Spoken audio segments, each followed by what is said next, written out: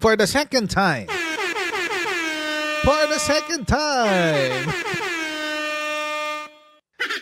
Fighting out of Biancham. Dami kong gusto sabihin pa, kaso baka malaybel ako. Anyway, ito kasi nangyari for the second time. Oh. Na-cite na naman in contempt si Harry Roque. Sinong nito? Naglagay ng loko to si PNA talaga. May itsura ni Harry Roque dito. Pagod na yan. Kung kayo po ay nasa US, UK, Canada, Italy, France, Spain, Ireland, and Belgium, may pwede lang po magpadala ng inyong mga remittances sa Pilipinas. Gamit po ang Sendwave, ang gagawin nyo lang ay download ng Sendwave app, gumawa kayo ng account, lagay nyo yung bank account details nyo, at pwede lang kayo magpadala sa GCash, sa Cash Pickup, at iba't ibang mga bangko sa Pilipinas. At kapag ginamit nyo pa yung promo code na Coach Jarrett, sa inyong pong unang padala, ay makakuha kayo ng karagdagan $20 free credit sa inyong pong unang padala. Kaya gamitin na po si Sendwave for all of your remittance needs. Ayan. Diyos ko. Torny. Ano nangyari sa iyo? Ito kasi naganap. Ayan. The Quad Committee at the House of Representatives on Thursday cited former presidential spokesperson Harry Roque in contempt anew for failing to submit the subpoena documents pertaining to his business and financial records. Panoorin natin itong yung kung paano naganap yan. Ito yan. Mr. Chair. Yes, Congressman Flores. Mr. Chair, as extensively discussed by Congressman Luis Ro, stating the grounds why we are in the right as far as our request for him to submit these documents and his continued refusal to submit these documents to this Quad Committee, Mr. Chair. I move, Mr. Chair, that we hold Harry Roque in contempt, Attorney Harry Roque in contempt for refusing to submit the documents subject of the subpoena de Sustecom, and of which he has manifested that he was going to submit to this committee, Mr. Chair. I so move, Mr. Chair. There is a motion to cite Attorney Harry Roque in contempt, and this was duly seconded. Are there any objections? Hearing none, the motion is carried. Now, just for clarification, we are citing Attorney Harry Roque in violation of Section 11 D. Paragraph D. Paragraph D, Mr. Chair, for refusing to comply with the subpoena, the Sustecom, and to submit the documents we requested of him, Mr. Chair. Now, Mr. Chair, in addition, Mr. Chair, I move that we hold Harry Roque in detention for the period of until he submits the documents or until the Quad Committee is dissolved, Mr. Chair. There is a motion to detain Attorney Harry Roque as long as this committee conducts its hearing, Mr. Chair, and until we terminate. Or until he submits the documents. Or until he submits the documents required of him. Yes, Mr. Chair. And this was duly seconded. Are there any objections? Hearing none, the motion is approved. Congressman Mr. Chair. Abante. Mr. Chair, in addition to what Congresswoman Luis Ro said, ito pong si Harry Roque is actually a person with a two-faced attitude. Two-faced? This Plastic representation recognizes that we have a full plate and that we need to hear the testimonies of resource persons who have been invited to our hearing today.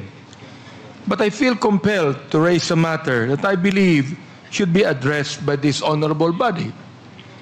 Isa sa mga iniimbita natin sa ating inquiry, si Attorney Harry Roque. Hindi lang po siya dating presidential spokesperson, he is also a former colleague of ours in the House of Representatives. At dahilan dito, we were very kind to him. In fact, our senior deputy speaker even asked him only to be detained for 1 day, of which he even questioned that, Mr. Chair. So in the course of our hearings, Attorney Roque was cited in contempt on August 22 for being untruthful about the circumstances surrounding his absence during our August 16 hearing. After being detained and after apologizing to the members of the House, Attorney Roque then went on Facebook and posted, and I quote, "In my view, the contempt ruling smacks of abuse of power and political harassment against an anti-Marcos Jr. critic like me," end of quote. Ay napaka-doble cara naman pala ni Attorney Harry Roque, Mr. Chair. I find this disturbing because if I remember correctly, Attorney Roque was asked if he recognizes the power of the House to hold him in contempt. And he said yes. But the moment he was no longer in our presence, Mr. Chair, he went out and publicly questioned the contempt ruling and accused us of abusing this power. I believe that we cannot countenance such behavior, Mr. Chair. Naging mabait pa tayo sa kanya. I even asked if the Quad Committee would hold in abeyance the contempt charge, just because we were actually kind to him.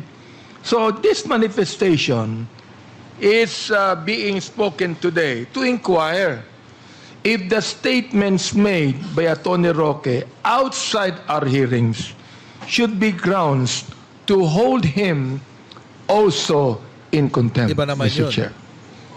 Dalawang magkaibang contempt yun, mga kotsero. Yung sa isa, yung sa subpoena duces tecum, yung subpoena duces tecum, mga kotsero, ano yun? Dahil hindi niya pinroduce. Kasi yung subpoena duces tecum, it compels, yung pinipilit ka. Pinipilit ka na ilabas yung mga dokumento. Related, by the way, it has to be, may qualification yon. Hindi lang basta-basta hindi lang basta-basta dokumento.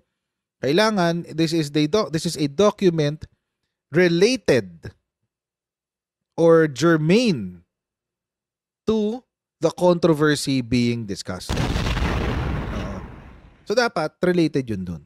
Yun sa subpoena duces tecum. Dapat ipakita mo yung mga dokumento na related doon sa kontrobersya. Ito naman pangalawa, mga kotsero, ay contempt, hindi dahil dun sa duces tecum, pero yung pambabastos ni Harry Roque dahil nagsinungaling siya nung una niyang sinabi na tinatanggap niya ang otoridad ng lower house. Pero nung siya ay pinalaya dun sa kanyang unang-unang detention, bigla niyang pinagbibira ang lower house hearing. Yun. So, dalawang magkaibang contempt to, ha? Dalawang magkaibang contempt. Wala pa yung sa hindi niya pag-attend ng hearing, hindi pa siya nako-contempt doon. That's different. So, dalawang magkaibang contempt to. Kaya, tingnan natin. Kasi ang nabalita ay dahil lang doon sa ang naibalita lang ay yung isa, yung sa subpoena duces tecum niya, hindi pa dito sa pamabastos niya o pagsisinungaling niya sa lower house. Thank you, Congressman Abante. Yes, I believe we can defer discussion on that particular manifestation at the moment because we have just cited Attorney Harry Roque in contempt for violating Section 11 of our Rules of Procedure governing inquiries in aid of legislation, which states that failure to submit subpoenaed documents before the committee is a ground to cite him in contempt. So for the meantime, since there was already a motion that was approved unanimously by the body, another motion is also is appropriate and to where he will be detained. Is there any motion? Mr. Chair, I submit to the motion of Congressman Flores, and I would want to make a motion that Attorney Roque should be detained in the women's correction. Women's correction. Hindi po. Doon na lang sa bikutan natin. Kanina pa bang Alaska to si Mr. Chair, sorry po sa si Benny pagkakamali. Abante. So is that a motion, Congressman Abante or Congressman Keith? Mr. Chair, in deference to Attorney Roque being a former member of this House, Mr. Chair, I move that he be detained in the House premises, Mr. Chair. Okay.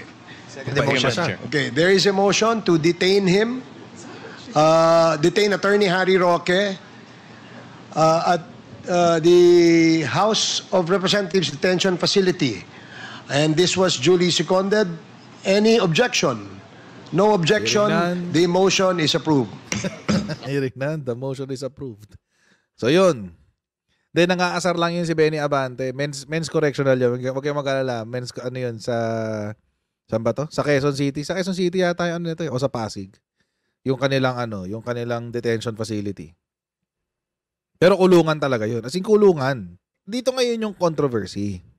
Kasi sumasagot pa si Harry Roque. Ito yung sagot ni Harry Roque. Panoorin na rin natin. Nagpa-press con siya pagkatapos nun eh. Si Harry Roque. Ito ngayon yung sagot niya.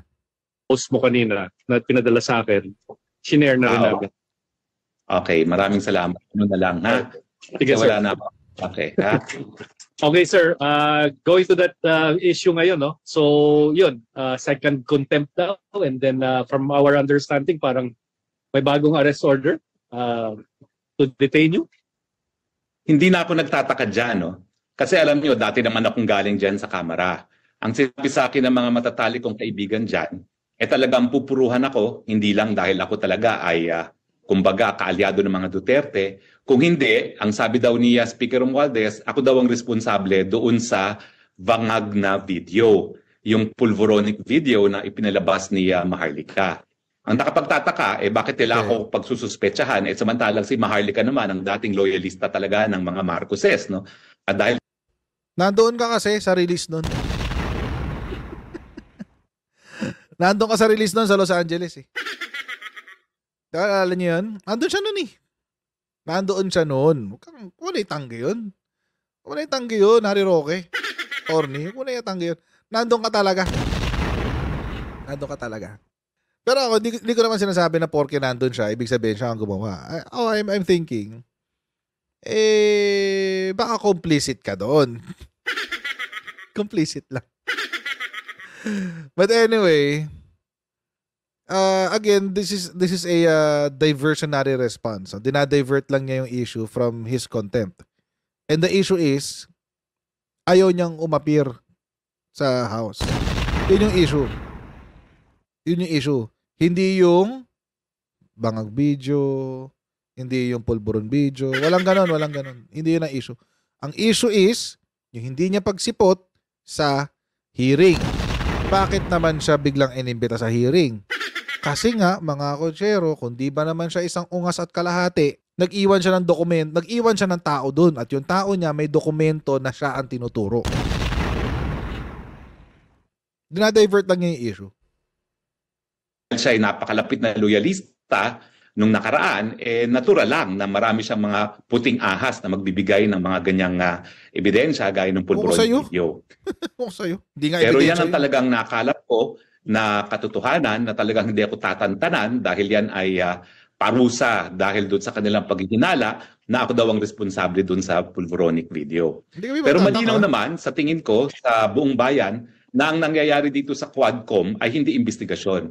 Ito isang witch hunt. Ito isang kangaroo court. Mula nang binuo nila ito, ang kanilang pakay lang ay sirain ng mga Duterte at ang kanilang mga alyado. At ako na nga yung alyadong yun, no? Dahil dalawa na kami hindi Duterte na pinupuruhan dyan, si Man Scarpio na asawa ni VP Sara at ako. No?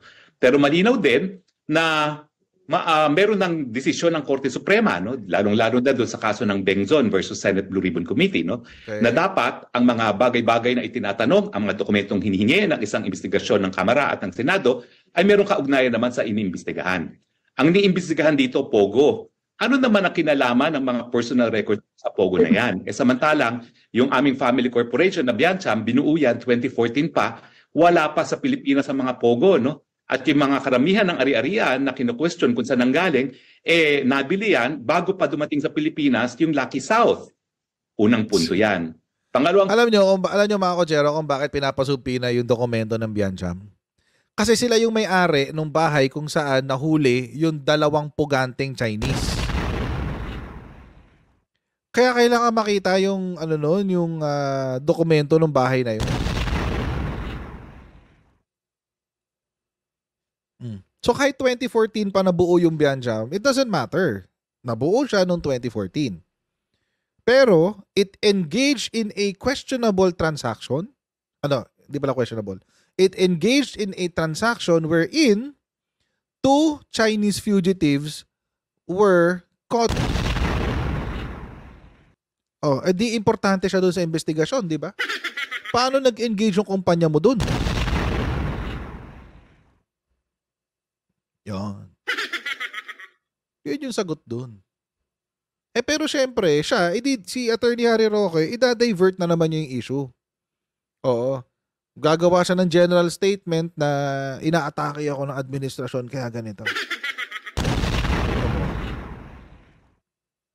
Come on. Meron pa siyang isang document na sinite na sabi niya hindi raw relevant. Pero actually, sa pananaw ko, at least in my opinion, relevant siya. Kasi, ito yung mga hinihingi sa kanyang dokumento Salin niya simula 2016 hanggang 2022. Hindi ba relevant yan? Hindi ba relevant yan? Bakit relevant yan? Kasi, siya yung kasama ni Cassandra Leong. So, hindi natin alam, baka mamaya, nung siya ay government official, isa siya sa mga tao na naambunan. Hindi natin alam. Tingnan natin. Abangan natin, di ba? ITR 2014 to 2022, pero ako in my opinion, medyo overreach na yung 2014. Siguro 2019 hanggang 2022 pwede na. Medyo masyado na malayo yung 2014 Medical certificates, hindi na kailangan yan. Sa palagay ko extrajudicial settlement ng estate ng kamag-anak niya, hindi na kailangan yan. Wag na yan, hindi na germane sa topic yan. Deed of sale and tax returns ng property sa multinational. Hindi na germane sa topic yan. Kung tatanungin hindi na related sa topic yan. So ito, simula dito sa medical certificates hanggang sa nabenta nilang property, hindi na relevant yan. Okay na yan. Dapat i-let go na nila yan. Pero ito, kailangan to. Transfer of shareholdings to Attorney Percival Ortega with trust agreements and related documents submitted to the SEC, the ITR of Biancham, and the statement of Biancham's beneficial owner filed with the SEC.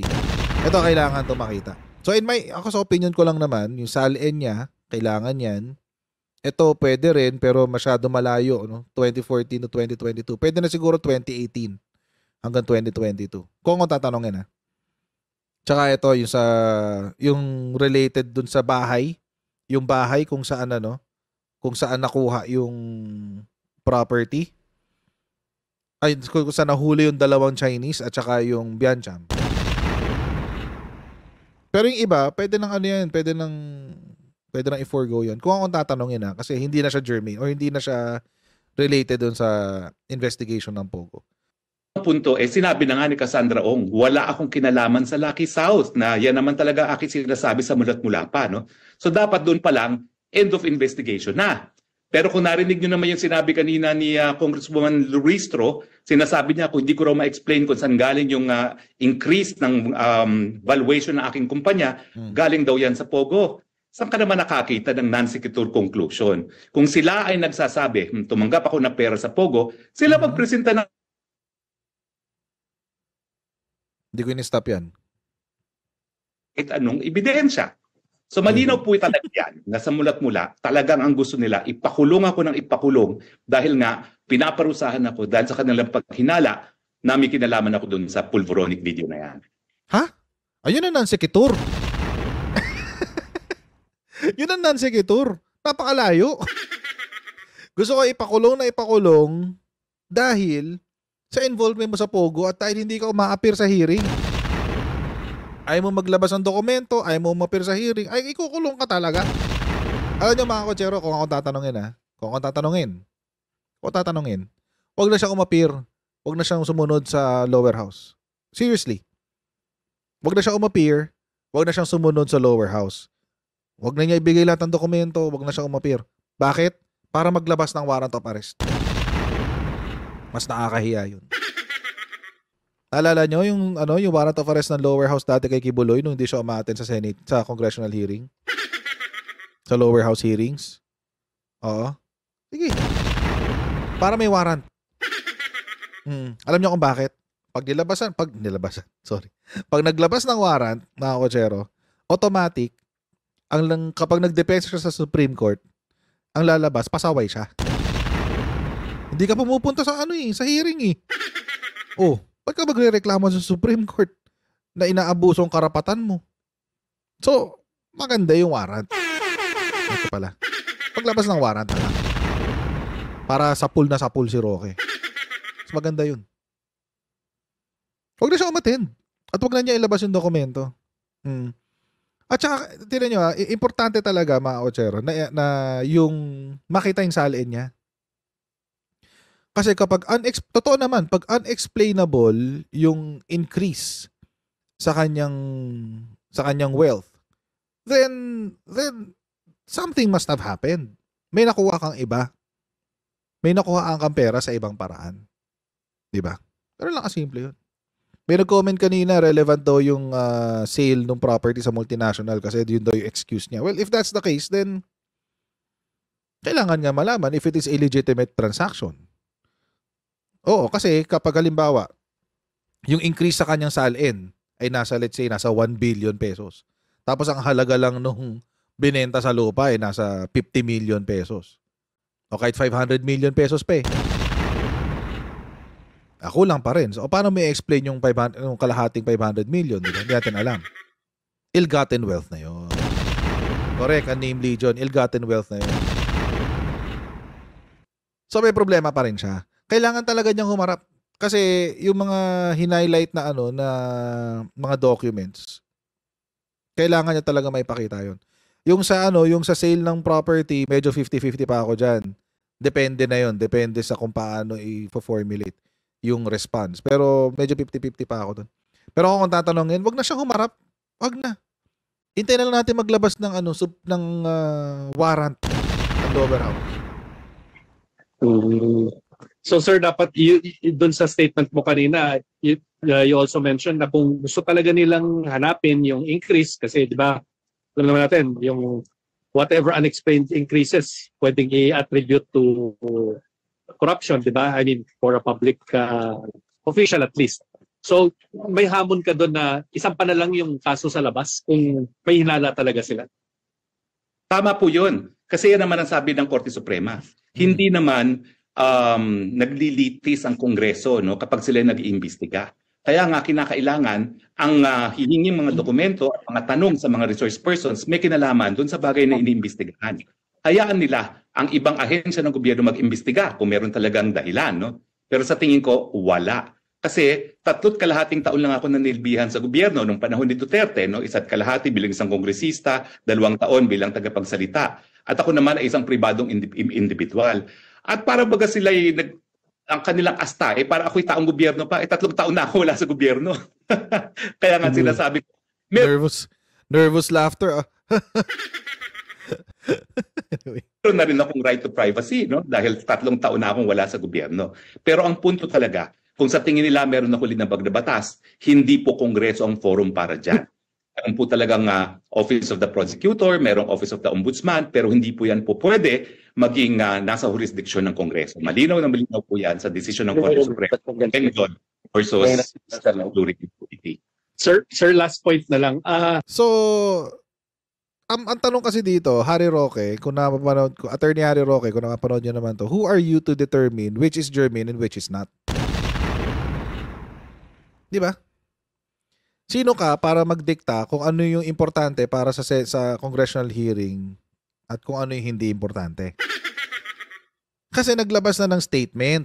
Naglabas na ng statement ang PAOK na meron daw talagang involvement si Harry Roque. Why not? 'Di ba? Total naman, sabi mo, wala kang kasalanan. O di absuelto mo yung sarili mo diyan sa hearing.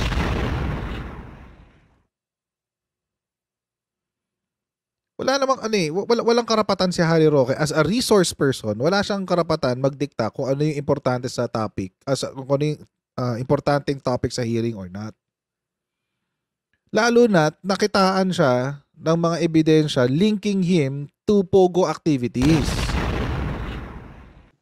recently dito lang, parang a few minutes ago, may nag-move, I just forgot kung sinong congressman, na parang i-inform yung Bureau of Immigration about yung potential daw na pag-alis mo ng bansa in relation to yung utos na Hindi, kailangan ng kaso yan. ipakuha ka nga ulit at i-possibly detain for contempt the second time around.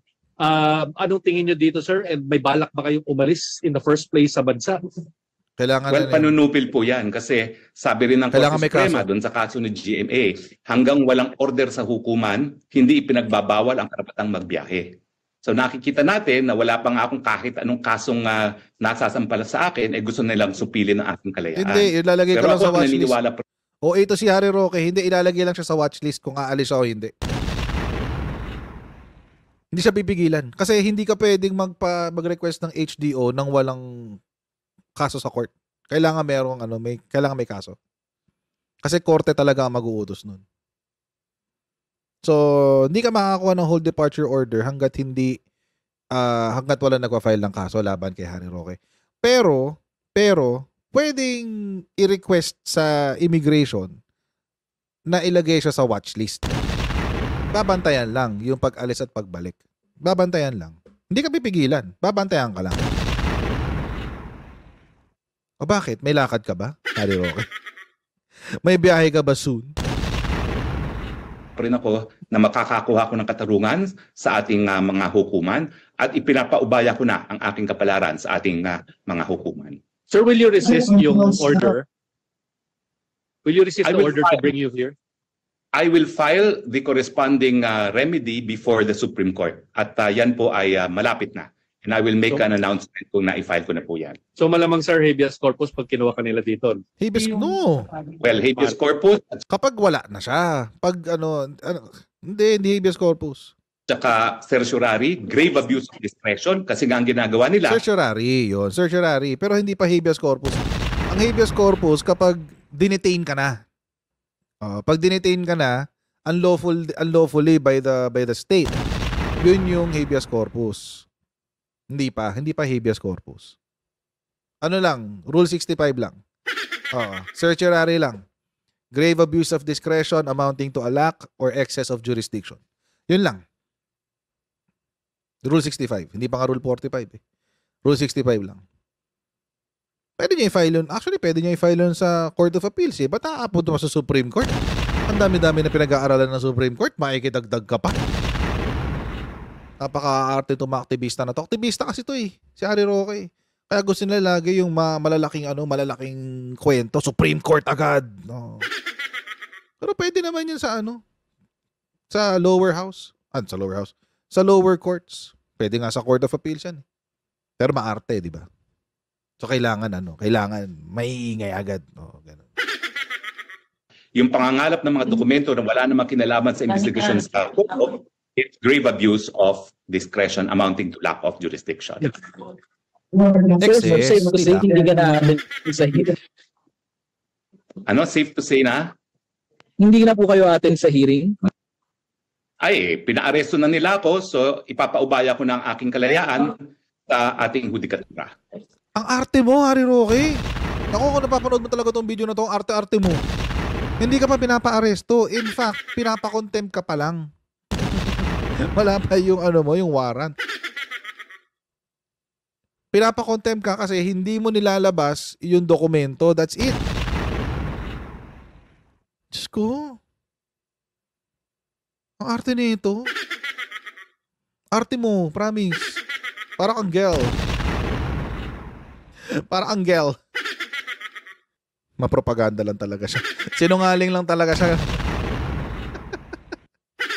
Sinungaling lang talaga siya. Totoo lang. Yun lang yun. Anyway. Alam nyo kasi, pag ang babae nag-inarte, okay lang. Di ba? Kasi cute eh. Cute eh. Pag babae nag-inarte, cute. Di ba? Parang, ay, ang cute niya. Arte niya. Oh. Pero pag lalaki ang nag-inarte, parang, ano ka ba? Kalalaki mong tao. Pero kung ilalabas mo yung yung document na hinahanap, o di tapos. Walang problema. Kaso ayaw eh. Natural, papa-aresto ka. And by the way, mga kotsero, ang ang hearing in aid of legislation, hindi yan masyado pinapakialaman ng Supreme Court. Bakit? Separation of powers. At may decision na rin ng Supreme Court na meron talagang jurisdiction ang ating Congress sa hearing in aid of legislation. Kaya ang decision ng Supreme Court, kapag subpoena duces tecum, kailangan ang hinahanap lang ng Supreme Court related at importante sa hearing yung dokumentong hinahanap. That's it. Pero hindi sinabi ba niya na hindi dapat ginagawa yun sa sa lower house sa mga hearing in aid of legislation? No. No, it's not. Subpoena is not a warrant. Okay. Sige, may subpoena siya, walang problema, but it's not a warrant of arrest. Magkakawarrant siya kapag hindi niya ipinagpatuloy ang pag-attend niya. 'Yun ang warrant. Hayaan ko magdesisyon ng hudikatura kung tama ba yung order na yan o hindi. Pakarte mo. Pakarte mo talaga. Hindi ka umate ng hearing. Salamat. Thank you, sir. Thank you, sir. Hello po. Ay, sir. Sir Roque. meron pa. Opo, Sir Harry at Spokes. Mela po. Wala. Sir, itanong ko na lang din po bilang dating tagapagsalita ni Pangulong Duterte. Sa ngayon kasi ongoing po yung hearing and pinag-uusapan din, idinadawit, may mga napag-uusapan din dito na about sa 2016 na pagpatay sa mga Chinese drug lords at kinongratulate pa umano ni dating Pangulong Duterte yung nangyaring ang pagpatay sa kanila. Sa inyo po, ano po nga bilang dating tagapagsalita ni dating Pangulong Duterte, ano po masasabi nyo rito at sa mga ginagawang mga natutukoy ditong links umano kay dating President Duterte? Well, ang paniwala ko po, linulustay lang po ng Kongreso ang pera ng taong bayan sa ganitong mga investigasyon. Uulitin ko po, ang ating Kongreso, hindi po yan korte, hindi po yan piskalya. Okay. Kung sa tingin nila merong krimen na nangyari, dapat piskalya mag-imbestiga at kung merong probable cause, isampa sa hukuman. Pero pag-aaksaya po ito ng kaban ng taong bayan at oras, no? Mantakin nyo, ang daming oras na binubuhos ito, hindi naman katungkulan ng... Yung huling nagsabi niya, alam nyo, nakadetain na ngayon. Yung huling nagsabi niyan, yung huling nagsabi niyan, na ang Congress ay hindi hukuman at haharap lang ako sa hukuman. Mag-file na kayo ng kaso. Ang huling nagsabi niyan, nakakulong na. Nakadetain na ngayon. Hindi maganda yung you're inviting trouble. Sigurado ka ba? Gusto mong hamunin ng demonyo? Gusto mong hamunin ng demonyo, Tony Harry Roque? Bahala ka sa buhay mo. Kongreso na litisin kung nagkasala o hindi ang ating presidente. Dati pa naman sinasabi ni Presidente Duterte, haharapin niya ang lahat ng kaso na ihahain sa kanya, pero sa tamang forum at yan po ay sa piskalya at sa hukuman. Sir Barry, may pagkakataon po ba nagkausap din kayo ni dating President Duterte? Nagpo-monitor din kaya siya nitong Quadcom hearing? Ano po kayong masasabi niya dito sa nadadawit yung pangalan niya? Well, hindi po siya nababahala kasi alam naman niya na talagang kangaroo court ang nangyayari dyan sa Kongreso. Pilit nilang pinapagalit ang taong bayan laban sa mga Duterte at kanilang mga aliado, pero sa tingin ko, sa pamamaraan na ginagawa nila na kangaroo court, lalo lang nagagalit ang taong bayan. At napapansin nga nila itong pag-aksaya ng resources ng gobyerno. Mali ka dyan. Mali ka dyan, Harry. Mali ka dyan, Harry Tess. Mali ka dyan, Harry Tess. Actually, ako, for the first time, ngayon ko lang naobserbahan ng ating lower house na medyo active. Medyo active. Oo, sorry. Ako happy ako. Ako happy ako. Personally, ako happy ako. Ewan ko sila. Sila din sila happy kasi sila yung kinigisa eh. Siyempre, hindi sila happy. Ikaw ba naman gisahin? Di ba? Hindi sila matutuwa. Pero ako personally happy ako. Kaya ako mga kotsero, personally, kung ayaw mag-appear ni Harry Roque sa hearing, well and good. Go ahead. Please don't attend. Huwag ka na mag-attend, sir, ng kahit anong hearing sa Quadcom para lumabas ang warrant of arrest mo. I would rather watch you in handcuffs than in yung naglalakad ka lang papasok sa Congress hearing. Mas gusto ko yun nakaposas ka, boss. Mas gusto kayo nakaposas ka, boss. Oo. Kangalis ng Pilipinas, ha? Kasi yung naalala ko, yung huling naghamon talaga nun eh. Yung hindi tamang forum ang Kongreso. Yung huling naghamon nun, wala eh. So mga kutsero, maraming po salamat sa inyong patuloy na pagsuporta sa ating channel. Huwag niyo pong kalimutan mag-like, mag-share at mag-subscribe sa Coach Jared YouTube channel. Pa-follow tayo sa ating Facebook page, Jared Pulito ang pangalan. I'll see all of you in our next live stream. God bless. See you next time, guys. Bye.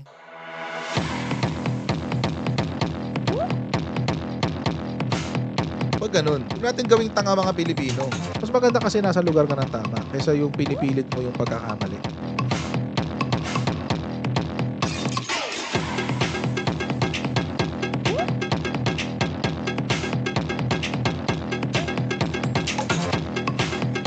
Are they willing to go that far? Hindi makakalimutan ng Pilipino yan hanggat di nasasagot yan. Sino ngayon nagsasabi ng totoo?